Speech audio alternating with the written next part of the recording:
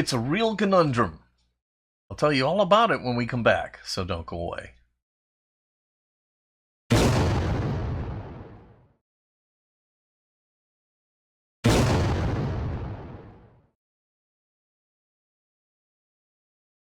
Hello everybody and welcome to Fat Guy Productions. I am Paul, coming to you as always from beautiful Las Vegas, Nevada.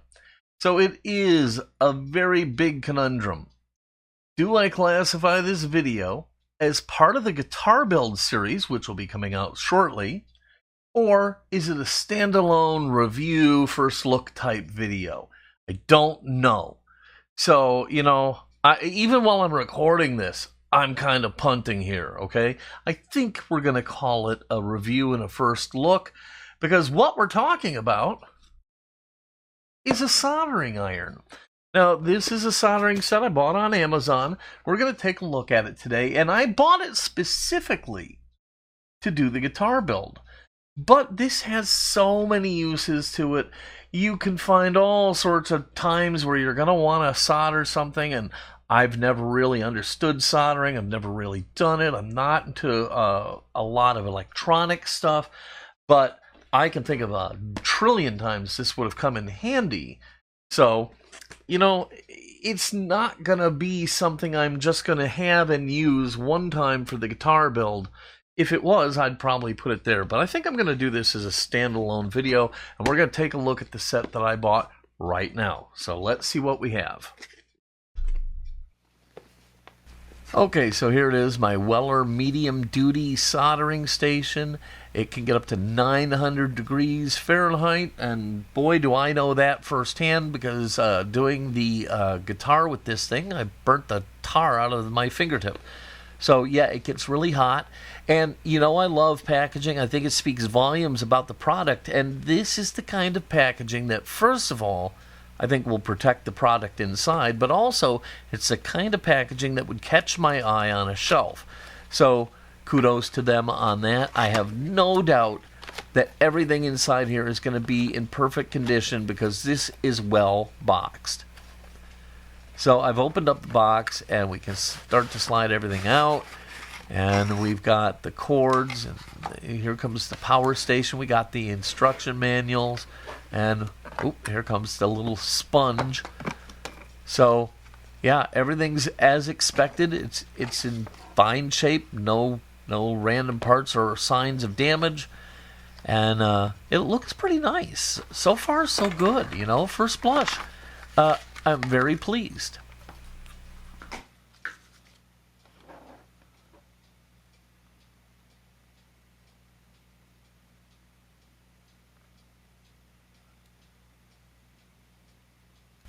So I'll get this set up while I talk to you briefly, and just say this. If you are an electronics guy, or somebody who does a lot of soldering, maybe this won't suit your needs, okay? It might not. But for me, this is going to be perfect, okay? I think it's good enough to do anything that I'm going to want to do. The cords look well made. The product feels good in your hand. It's got enough weight to it. Although I wish the base was a little heavier, or had like suction cup feet, so it would stay put a little bit better.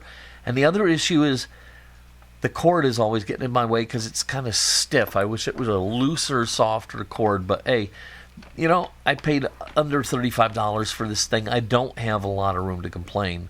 Now here's how stupid I was. I saw that outlet, and I thought it was like a spare outlet that could just be sitting on your desk, so while you're soldering you could plug something into it. But no, that's where the soldering iron goes, and I was just being stupid. And this is the holder for the soldering iron, so it can hold that really, really hot iron. And you just take it and you just kind of push it down in there, and it kind of locks itself in place.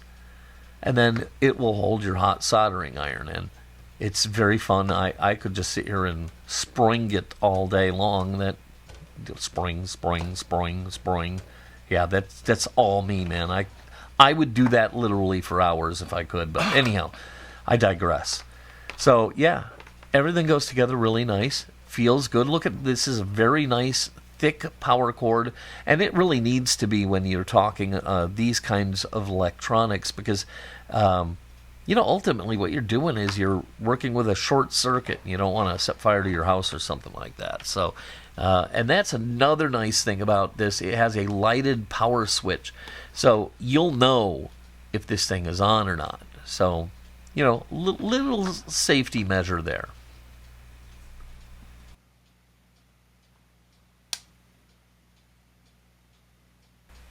Now, one thing I don't like is the dial.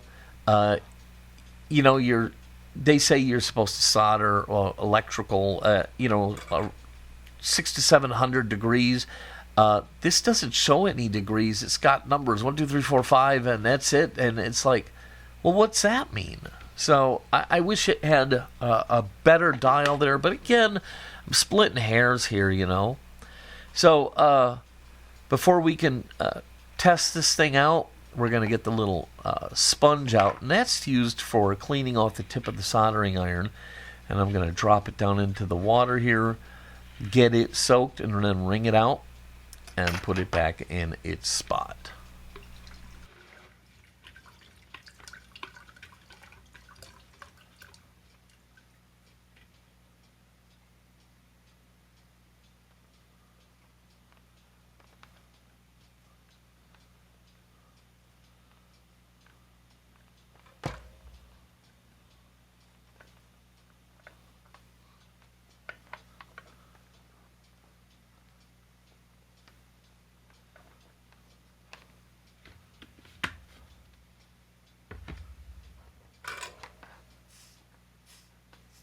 So the soldering iron does feel good in the hand. The station is not flimsy feeling, which was a concern of mine, that it would feel really cheap, But no, it feels pretty good. It's got the nice protective ring here to keep you from burning yourself. That's still not going to stop a moron like me from burning myself. I am going to burn myself. But hey, what can you do? It just is what it is.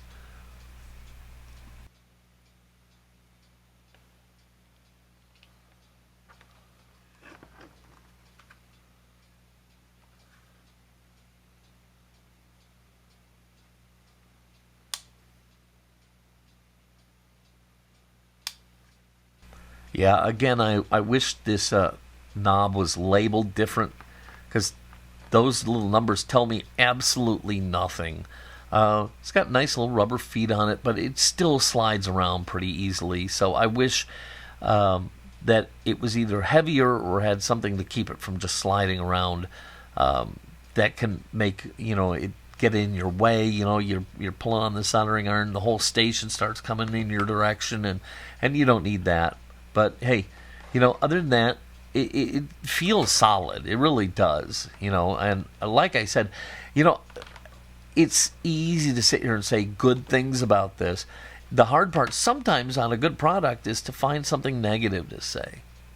So I bought mine with a spool of solder, and this is some rosin core solder.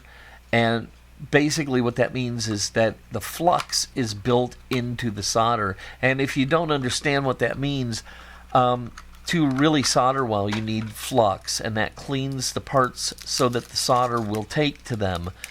This eliminates that step because the flux is built right into the solder. So I ordered this, and I think what we're going to do is we're going to get this sucker heated up, and we're going to solder something. But first, what I'm going to do is something called tinning the tip of the soldering iron. Now right here I'm noticing a little thing. There's a screw that holds the tip on, and it kind of catches on the little holder there. So again, not a big deal, but it does. It hooks on it a little bit.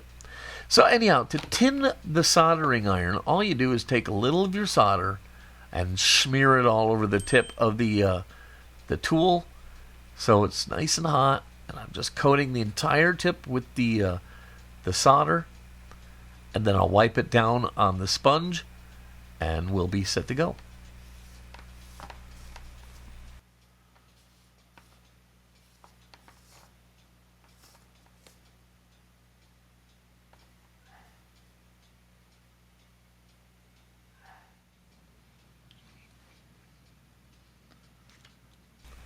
So I went and got some speaker wire, and I got my wire strippers. Love these wire strippers. Should do a review on them for you guys.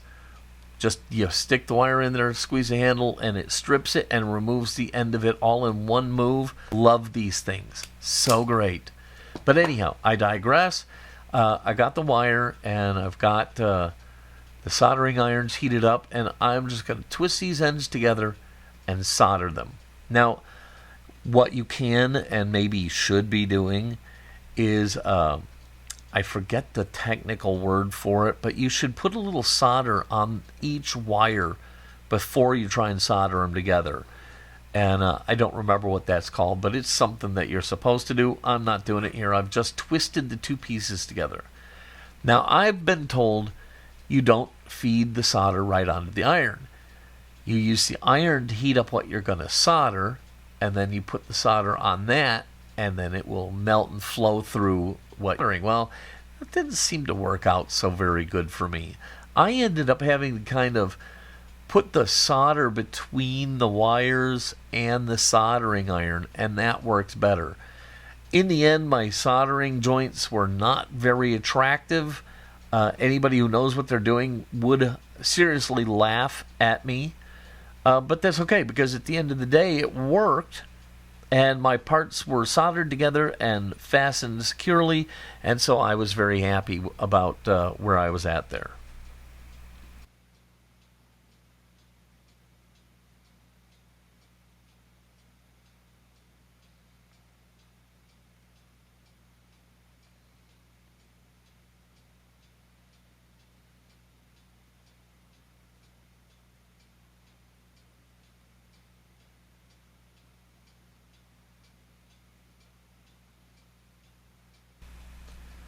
So now here I'm finally getting some solder to take to the wire, and see that smoke? I'm not burning anything or anything like that. What that is that's the flux burning off, okay? And that's what's going to clean everything and help the solder flow between the two wires.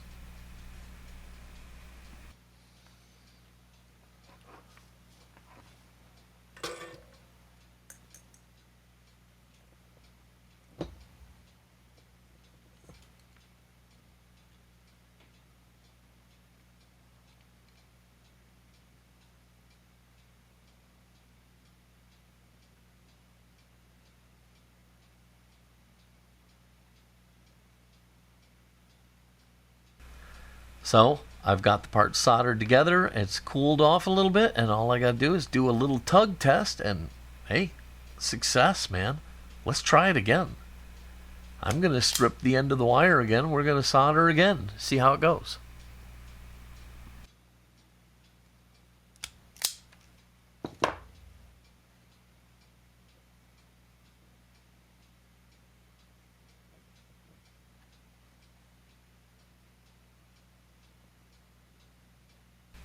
So this time, instead of putting the wires side by side and twisting them together, I'm actually going to kind of butt the ends together so they're like facing right into each other, and then I'm going to kind of twist it all together so that it's like a linear flow, one wire right into the other one without that little tab thing sticking out of there. And I'm going to use my helping hands here. And they say that's one trick of a soldering person is to make sure that the wire can self-sustain its position without you having to fight with it. So helping hands are a good tool. Now, I've learned my lesson. You kind of need to feed the solder in between the wire and the tool. Now, maybe on a circuit board where you can get some really strong contact between the soldering iron, maybe the other way would work. But here it's just kind of floating, so there's really not enough good contact there. And so I kind of have to put the wire in the solder in between the wires and the soldering iron. Man, am I making any sense? Hey, like I said, I'm not an electrician and I'm not a solderer, but if I can do it, anybody can do it.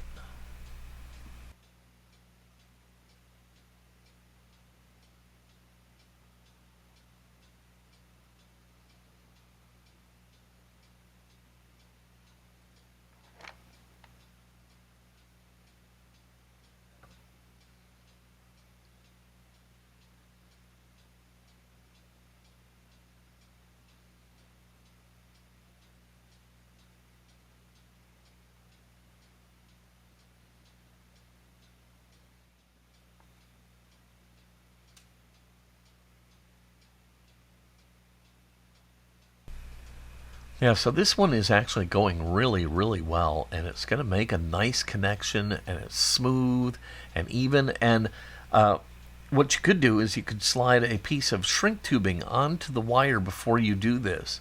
So once it's soldered, you slide the shrink tubing up over the connection, heat it up, and now you've protected the joint from touching anything that it shouldn't.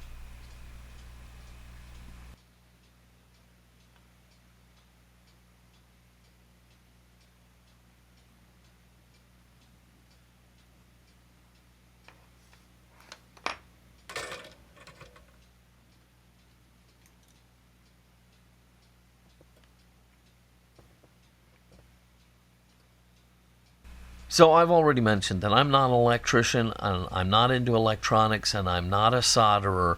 But look at that. That is solid, man.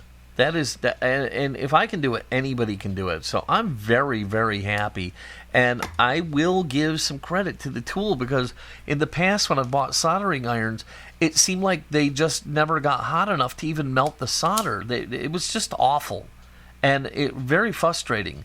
This actually works. I'm very pleased. So, yeah, it's all good right here.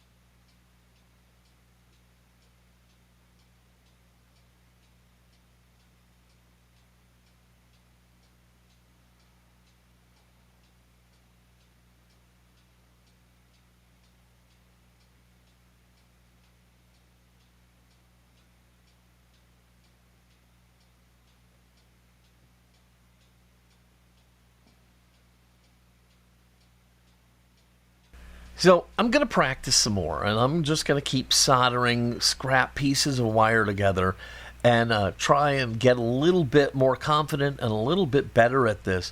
But the bottom line is this soldering set for under $35, I think it was a steal, okay?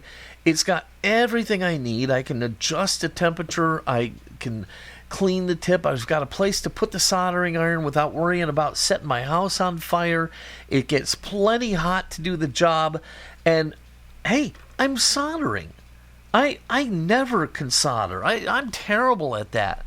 So I'm giving this 2 thumbs up, man.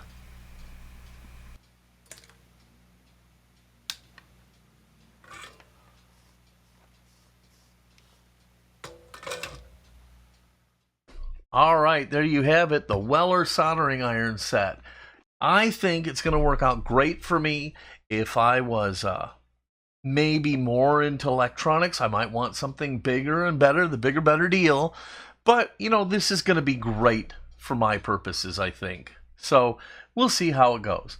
Okay, I hope you liked this video, and if you did, please give it a big thumbs up, click subscribe, and don't forget to click the notification bell so you never miss one of my review videos.